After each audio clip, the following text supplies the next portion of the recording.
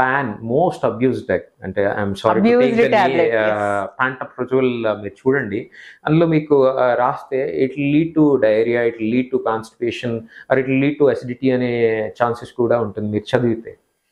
But that's the most abused drug. So అది ఏంటి అంటే ఇయర్స్ టుగెదర్ అలానే తీసుకుంటారు. ఏంటి, నాకు ఒక బర్ప్ రాగానే ఒక పాంటప్రోజోల్ ఆర్ ఎనీ అదర్ ప్రజోల్ వేసేసుకుందాం అనుకుంటారు.